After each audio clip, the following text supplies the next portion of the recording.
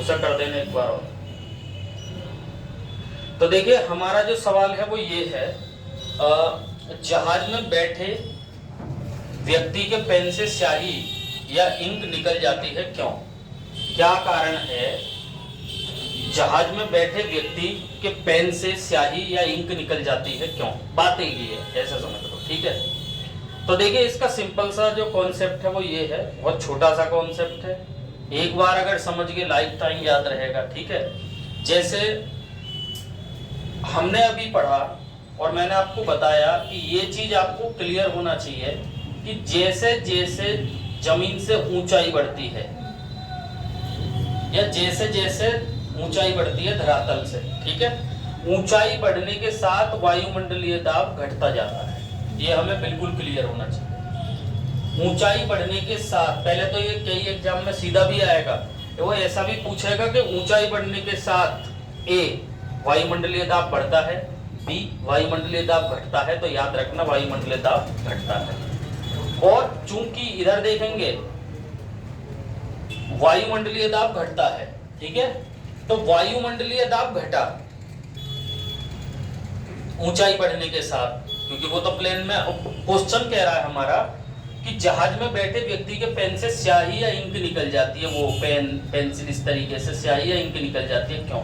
देखिए वायुमंडलीय दाब ऊंचाई के साथ वायुमंडलीय दाब कम हुआ, ठीक है, और वो इतना कम हो गया, ध्यान से सुनिए, जो मेन चीज है उस पॉइंट को पकड़िए, वो इतना कम हो गया कि जो पेन है, ध्यान से सुनना, जो पेन है उसके जो अंदर स्याही है, जो पेन है उसके जो अंदर स्याही है उसका दाब बाहर के वायु दाब से अधिक हो गया।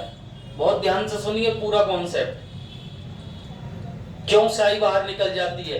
जो बाहर का वायु दाब है वो तो इसलिए कम हो गया क्योंकि ऊंचाई बढ़ने के साथ वायुमंडलीय दाब कम होता जाता है, ये तो आप जानते ही हैं, ठीक है। तो फिर पेन से बाहर स्याही क्यों आई? क्योंकि जो स्याही के अंदर का जो दाब है, स्याही के अंदर का दाब इस बाहर वाले वायु दाब से ज्यादा हो जाता है। स्याही के अंदर का दाब इस बाहर के वायु दाब से ज्यादा हो जाता है, इसीलिए पेन से स्याही निकल जाती है। ये मान के चलिए कि अभी हमारे पास ये पेन है, पेन के अंदर अगर स्याही रुकी हुई है तो वो वायु दाब के कारण, अब वायु दाब इसकी स्याही के दाब से बाहर का जो वायु दाब है वो ज्यादा है, इसलिए ये क्या है, रुकी हुई है। यहां सवाल यही था, जहाज में बैठे व्यक्ति के पेन से स्याही निकल जाती है क्यों? सीधा सा आंसर देना है, ऊंचाई बढ़ने के साथ वायु दाब कम होता जाता है और एक स्थिति ऐसी आ जाती है कि जब पेन के अंदर स्याही का दाब बाहर के वायु दाब से अधिक हो जाता है। ध्यान से सुनना, पेन के अंदर स्याही का दाब बाहर के वायु दाब से अधिक हो जाता है, इसलिए पेन से स्याही निकल जाती है। ये कॉन्सेप्ट है जो हमें याद रखना, ठीक है। तो ये भी वायु दाब पे रिलेटेड क्वेश्चन है, याद रखेंगे। इसी प्रकार एक सवाल है जो आपको याद रखना है, जो कई बार एग्जाम में पूछ लिया जाता है, मैं क्वथनांक से इससे संबंध स्थापित कर रहा हूँ वायु दाब का, सभी बच्चे बहुत ध्यान से देखेंगे। तो एक हेडिंग लिखेंगे, वायु दाब तथा वायु दाब का क्वथनांक पर प्रभाव। एक हेडिंग डालिए, वायु दाब का क्वथनांक पर प्रभाव। क्वथनांक,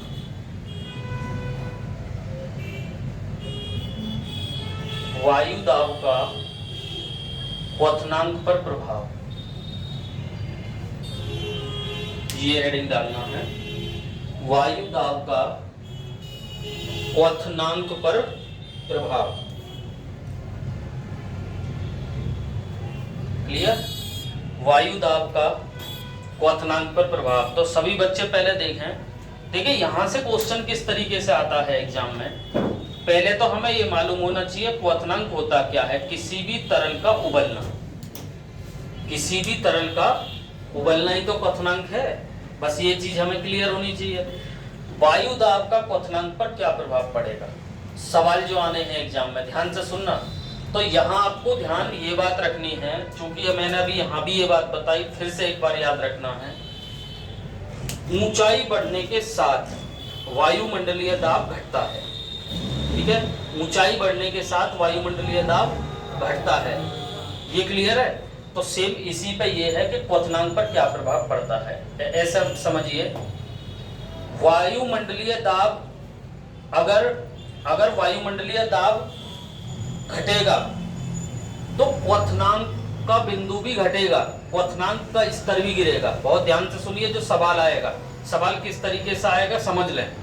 अगर वायु दाब बढ़ेगा तो क्वथनांक बिंदु भी बढ़ेगा। कॉन्सेप्ट समझिए, अगर वायु दाब बढ़ेगा तो क्वथनांक बिंदु भी बढ़ेगा, और अगर वायु दाब घटेगा तो क्वथनांक बिंदु भी घटेगा। समझ रहे हैं। इसलिए एक सवाल आपने देखा होगा, अक्सर एग्जाम में पूछा जाता है कि पहाड़ों पर जो है पहले ही जल उबलने लगता है, अधिक ऊंचाई पर पहले ही जल उबलने लगता है, यानी कि अपने नॉर्मल बिंदु से। समझ रहे हैं ना। जैसे उदाहरण के लिए देखिए, थोड़ा ध्यान से समझना।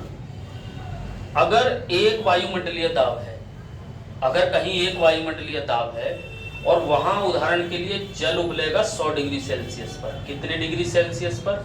100 डिग्री सेल्सियस पर। अगर वायुमंडलीय दाब 1 है तो वायुमंडलीय दाब अगर दोगुना कर दिया जाए, मतलब ज्यादा हो जाए, वही तो बात आ गई, ज्यादा, तो 2 वायुमंडलीय दाब पर वही जल 125 डिग्री सेल्सियस पर उबलेगा।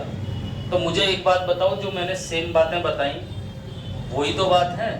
वायुमंडलीय दाब बढ़ने पर क्वथनांक बिंदु भी बढ़ता है। याद रखना, एग्जाम में पूछेगा वायुमंडलीय दाब घटने पर क्वथनांक बिंदु भी घटता है। बात समझ में आई। ये डायरेक्टली क्वेश्चन है जो एग्जाम में आएंगे, जो याद रखना। ये तो उदाहरण के लिए समझाया मैंने कि एक वायुमंडलीय दाब पर यदि जल 100 डिग्री सेल्सियस पर उबलेगा, तो सीधी सी बात है 2 वायुमंडलीय दाब का मतलब है वायुमंडलीय दाब कितना हो गया? ज्यादा। और ज्यादा होने पर क्वथनांक बिंदु भी क्या हो जाएगा? ज्यादा। क्लियर। एक सवाल आपने देखा होगा, कई बार एग्जाम में आता है कि पहाड़ों पर पानी बहुत जल्दी उबलने लगता है, क्यों? वो इसी बेस पे आधारित सवाल है, ध्यान से सुनना। इसी पे आधारित, पहाड़ों पर पानी पहले ही उबलने लगता है या जल्दी उबलने लगता है, क्यों? क्या कारण है, रीजन है? तो ध्यान से सुनिए। ऊंचाई बढ़ने के साथ साथ वायुमंडलीय दाब घटता जाता है, ठीक। और वायुमंडल, जिस बच्चे को ये मालूम है कि वायुमंडलीय दाब घटेगा तो क्वथनांक बिंदु भी घटेगा। फॉर एग्जाम्पल, बात समझ रहे हैं? उदाहरण के लिए, अगर नीचे एक वायुमंडलीय दाब होने पर अगर जल 100 डिग्री सेल्सियस पर उबल रहा है, तो बच्चे को मालूम होना चाहिए कि ऊंचाई बढ़ने के साथ साथ क्या होगा? वायुमंडलीय दाब घटेगा। और वायुमंडलीय दाब घटेगा तो वहां क्या होगा? 100 डिग्री सेल्सियस पर नहीं उबलेगा, फिर हो सकता 70 डिग्री सेल्सियस पर ही उबलने लगेगी, क्योंकि क्वथनांक बिंदु क्या आ जाएगा? नीचे। बात समझिए।